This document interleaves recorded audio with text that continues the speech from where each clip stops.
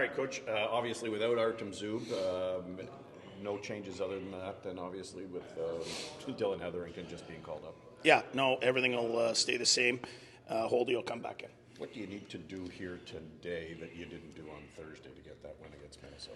Well, we got to stay with it for 60 minutes. I loved our start. I loved our effort in the third period. But there's going to be times where the other team has lots of puck possession. The momentum's theirs. We just got to find ways to weather it better. What have you seen from the Panthers in your pre-scout? Well, they can score. Their shot attempts, they're coming off 100 shot attempts against Philly. Barkov's one of the best in the game. That line right now is really going. They have real good defense. I think one of the undercover things is how well they defend. I mean, they're the President's Trophy winners from a year ago.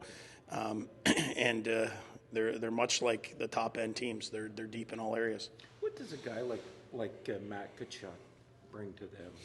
Well, he's heavy. He can make plays, and he can make plays with good players. And when he's playing with Barkov, if you try and double down with one guy, the other guy's open, and they're way more of a heavier line than maybe they've been in the past. He's all over the net. He's got an ability to score, and he brings an emotion much like our guy. You brought up Hetherington, and you kind of alluded to this yesterday, but you want those young guys like Thompson and Bernard Docker to play, right? And it's better for them to do that in Belleville than maybe have them up here. Well, for sure. That's been the goal all along, is especially for D, is to be able to truly develop. And then when you're here kind of for good thing. That's not to say that, if it gets to the point where we absolutely need them, that we won't. But I think the organization has done a real nice job developing these young guys and giving them enough time down there. And I think this is part of it.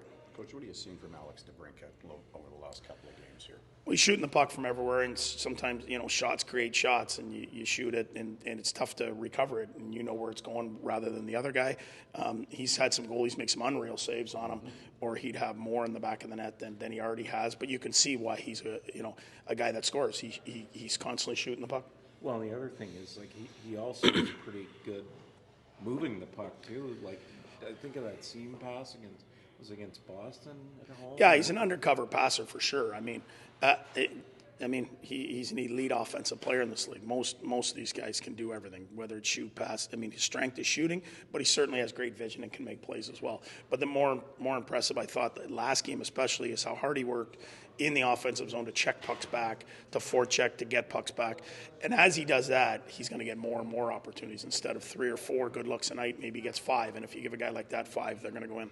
I meant to circle back just on, is there any sort of timeline update on Josh Norris? No, nothing. They haven't made a decision as to what exactly he's going to do yet. But like I said, it's minimum 3 months. Yeah, but that's a difficult decision for a player too, isn't it? Well, talk to some guys who've kind of been through this. Absolutely. You've got your team that you want to obviously help, and he's a young guy, and he's a huge core piece with these guys. and then you also have your career, and you have to be able, a guy like him, how many years, he's got left in his career, 10, 12, whatever that is. He wants to be healthy the rest of the way, so he has to do what's right for himself and the team. Appreciate the consistency of both the Tkachuks and what they bring every night. Yeah, they bring emotion, and that's a hard thing to do in 82 games. It's not like, as much as we love football, you play every Sunday, you get a chance to really rev it up. Sometimes you play 4 of these in a week, and you can see guys being flat. What I like from them both is that they have that ability to rev up an emotional fire that a lot of guys don't have. And then when you do that, you're forced to play better.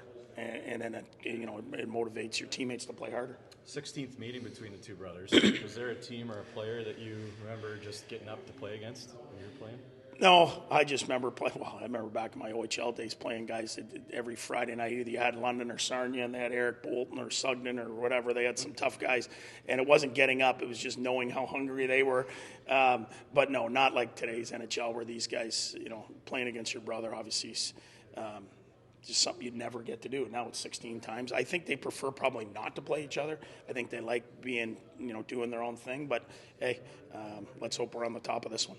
Do you think it's changed the dynamic for them, kind of being in the same division at all? Yeah, I would say it's probably a little different for them both. But in saying that, it's not like the old school where you play the team 7 or 8 times. So, So I don't know when the next time we play them, but there's long times between. We only played Calgary twice. I think we play Florida 3.